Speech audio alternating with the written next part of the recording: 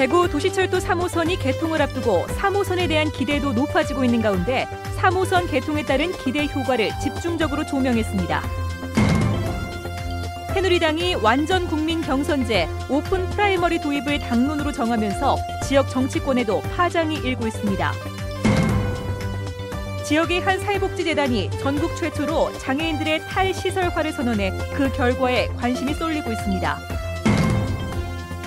첨단 과학기술이 우리 사회 각 분야의 생활상과 모습을 획기적으로 바꿔놓고 있는 가운데 농촌에서도 IT와 로봇을 활용한 정밀 농업 시대가 다가오고 있습니다. 여러분 안녕하십니까? 대구 경북 소식 전해드립니다. 새누리당이 완전 국민 경선제 오픈 프라이머리 도입을 당론으로 확정하면서 지역 정치권에도 파장이 일고 있습니다. 새누리당 입당을 원하는 사람들이 갑자기 늘어 새누리당 대구시당에 때 아닌 비상이 걸렸다고 합니다. 무슨 사연인지 금교신 기자가 취재했습니다. 새누리당 대구시당 당직자들이 입당 원서를 낸 사람에게 전화를 걸어 본인이 직접 쓴 것인지 확인하고 있습니다. 입당 원서는 본인께서 직접 작성을 하셨습니까? 예, 감사합니다. 앞으로 저희 새누리당 많이 좀 사랑해 주시고요. 지난달 중순쯤 당비를 내는 책임당원 가입 원서가 무더기로 접수되면서 나타난 보기 드문 현상입니다. 새누리당 대구시당에 따르면 내년 총선에서 대구 북구에 출마할 예정인 A 후보 측에서 3천여 명, 달서구의 B 후보 측이 800여 명의 책임당원 입당 원서를 제출했습니다. 오픈 프라이머리 도입이 당론으로 확정되면서 출마 예정자들이 예비 경선에서 더 많은 표를 얻기 위해 당원 확보에 나서고 있는 것입니다. 새누리당 대구시당은 가짜 당원 논란을 방지하기 위해 통상 지역구 당원협의회에서 하던 심사를 직접 하기로 하고 중앙당과 협의해 심사 기준까지 만들었습니다. 당협이라든지 지도당에서 중립을 지켜가지고 앞으로 다가오는 예비 후보라든지 지금 있는 현역 국회의원들 간에 어떤 반목이 안 생기지 않나 싶습니다.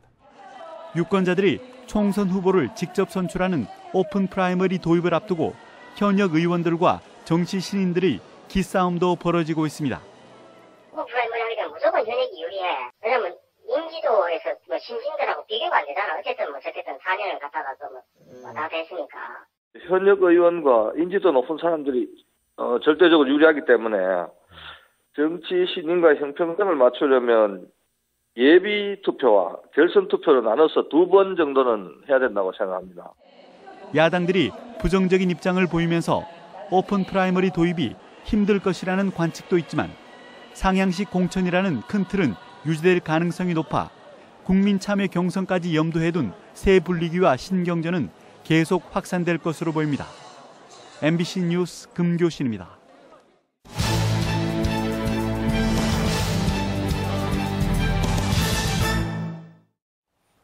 도시철도 3호선 개통을 앞두고 마련한 기획뉴스. 오늘은 이 3호선 개통의 기대 효과를 알아봅니다.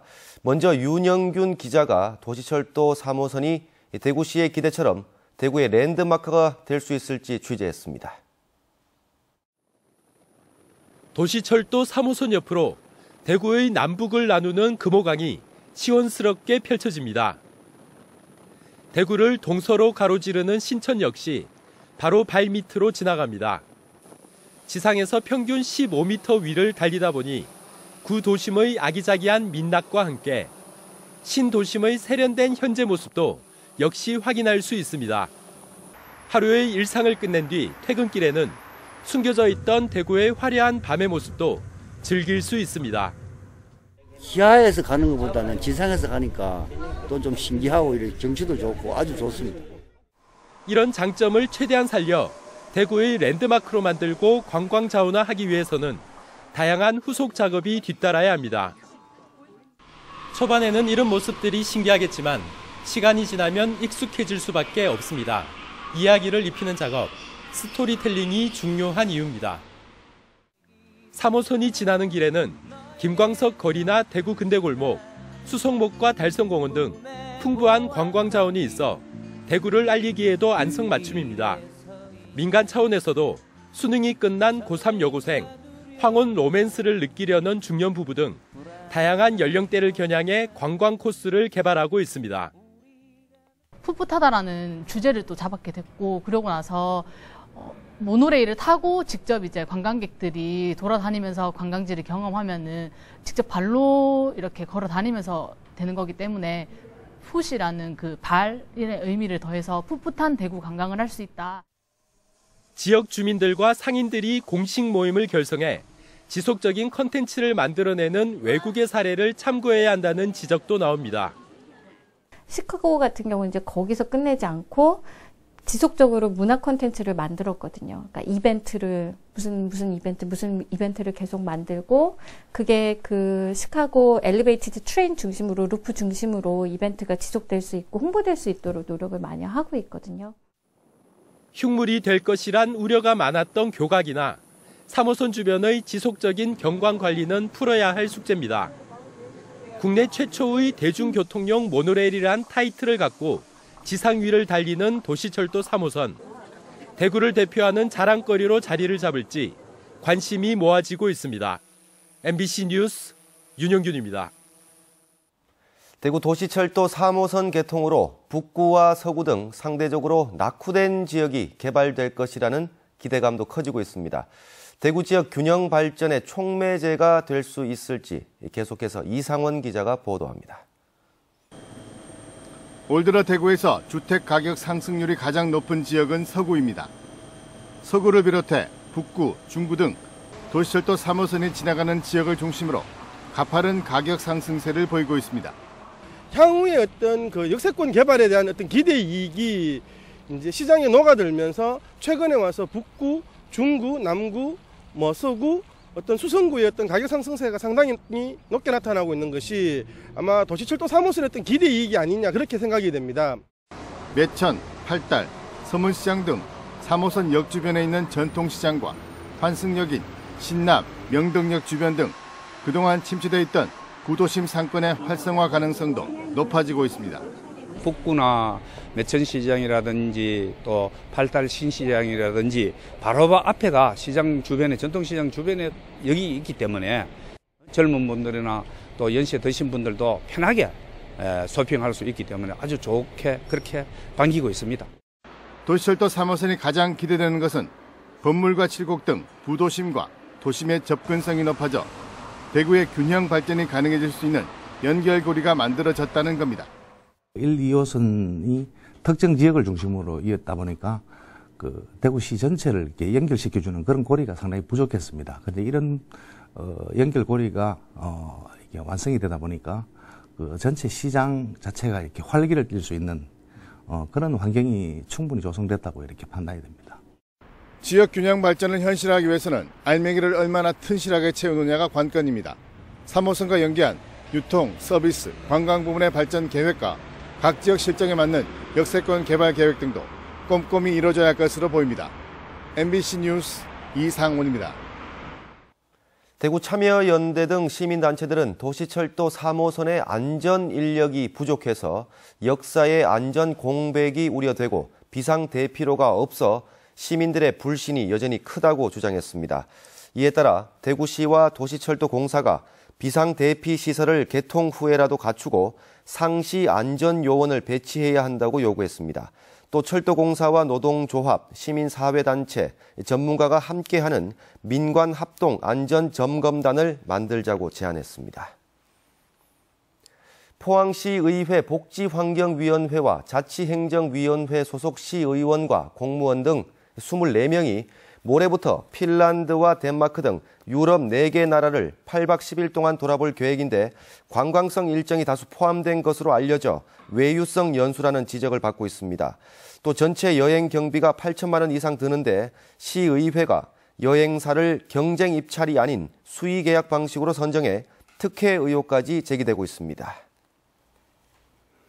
후손을 찾지 못해 훈장을 전수받지 못한 독립운동 유공자가 전국적으로 800여 명에 이릅니다. 보훈처와 독립기념관 측은 훈장 주인 찾기에 나서고 있지만 애를 먹고 있습니다. 조동진 기자의 보도입니다.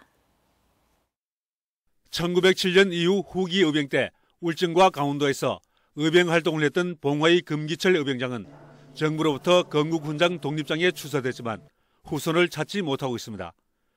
중국이나 만주 일대에서 독립운동을 전개했던 유공자도 많지만 역시 후손이 없는 경우가 많습니다. 만주에서 활동했던 이승하, 백문직 같은 분들은 후손들이 이제 만주에서 그 해방 이후에도 그 만주에 있을 가능성이 상당히 높습니다. 이렇게 주인 없는 훈장이 전국적으로 787명에 이르고 있습니다. 경북은 북부 지역 66명을 포함해 114명, 대구는 5명입니다.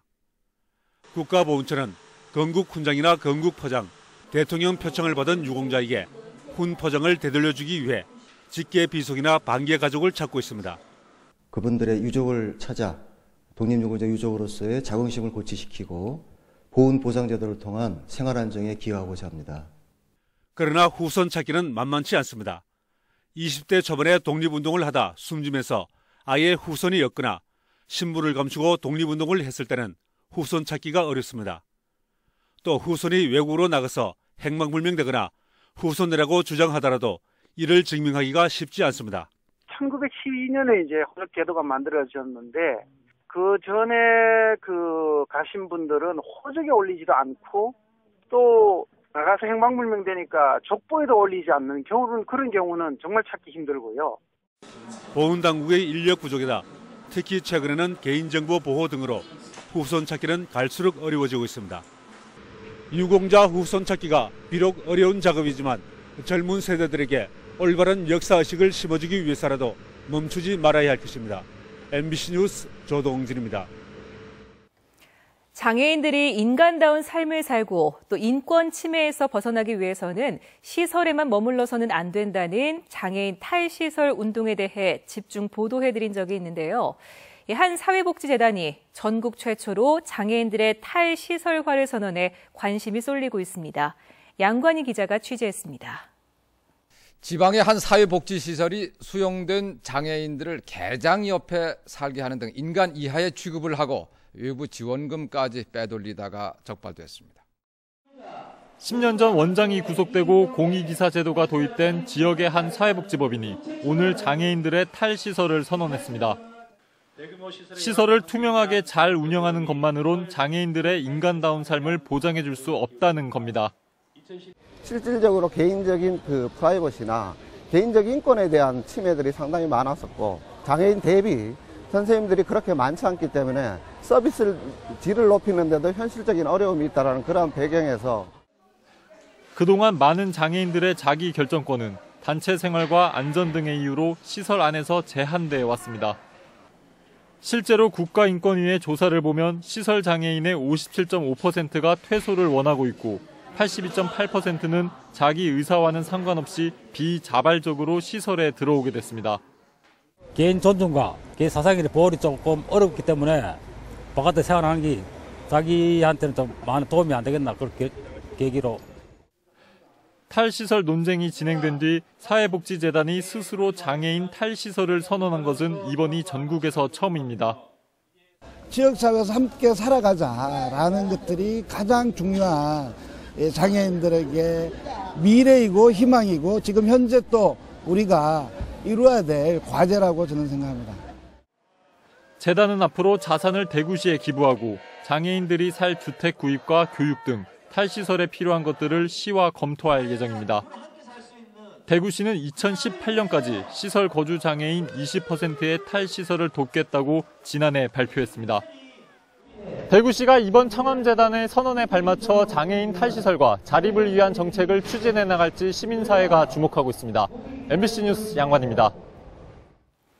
노동당, 대구시당 장애인위원회와 우리복지시민연합은 각각 성명을 내고 청암재단의 탈시설 선언을 환영하고 이번 선언이 시설 중심의 장애인 정책을 지역사회 중심의 자립생활로 전환시키는 계기가 될 것으로 기대한다고 밝혔습니다.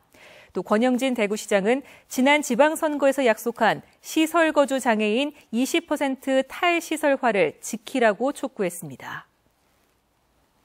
서문시장 상인연합회는 중소기업청의 전통시장 특성화 사업에 야시장 사업을 응모한 결과 앞으로 3년 동안 50억 원을 지원받기로 결정됐다고 밝혔습니다.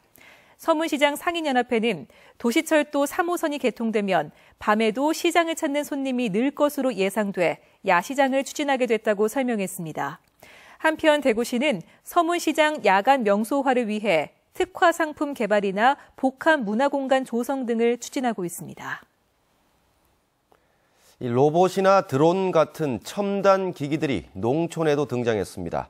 농업 경쟁력을 높이기 위해 첨단 기술이 농업에 접목되고 있는 건데 침체된 우리 농촌의 활력소가 됐으면 하는 바람입니다. 박재형 기자입니다. 마치 사람의 팔처럼 생긴 로봇이 참외 박스를 척척 들어올려 한 곳에 쌓아올립니다. 박스마다 부착된 바코드를 인식해 등급별로 참외를 선별하고 있는 겁니다. 적재된 박스들은 이송 로봇과 연동돼 지정된 장소로 운반됩니다. 적재 과정의 자동화로 무거운 박스를 1.5m 높이로 쌓아올리는 작업자의 부상을 방지하고 인력 감축 효과도 볼 수 있습니다. 사람이 하는 그런 힘든 일을 로봇이 대신해 주는 것으로서 인력 절감 효과, 노동력 절감 그런 효과를 기대하고 있습니다. 농업기술실용화재단은 시연의 과정에서 발생한 로봇의 오작동과 느린 속도 같은 문제점을 개선한 뒤 이 로봇 시스템을 감귤 등 다른 농산물로도 확대할 계획입니다. 생산비도 절감하고 또 경쟁력을 높여서 수출까지도 연결시키는 그러한 사업을 계속 지원할 예정입니다. 무인항공기 드론을 이용한 농작물 생육 관측 시스템도 선보였습니다. 특수 카메라를 장착해 항공 촬영한 뒤 영상 자료를 분석해 작물의 생육 상태를 파악하고 향후 수확량까지 예측이 가능합니다.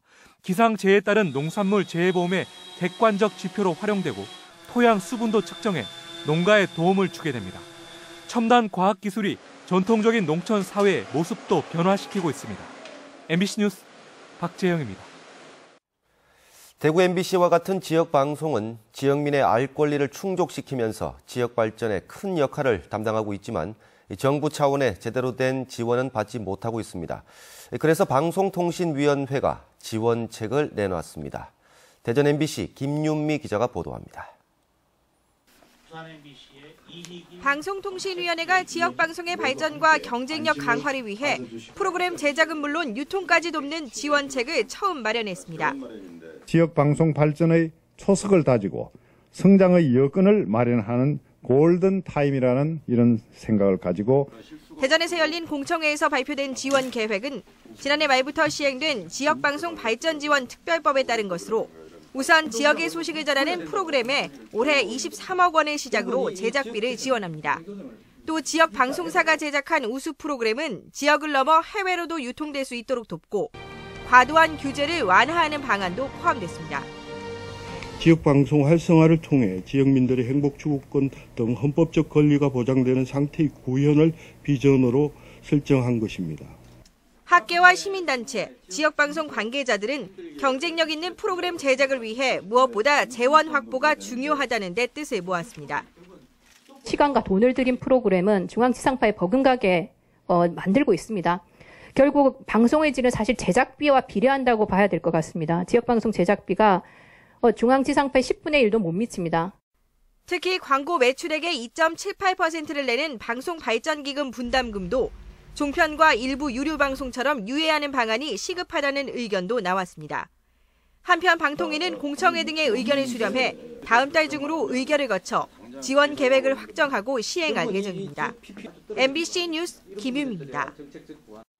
통계청이 발표한 2014 농림업 조사 결과 보고서를 보면 지난해 경북도 내 농가 수는 19만 3천 가구로 전국에서 가장 많은 17.2%를 차지했습니다. 하지만 감소세가 가파르게 증가해 4년 전인 2011년부터는 농가 수가 해마다 1,000가구씩 줄어들었습니다. 대구 경북 소식이었습니다.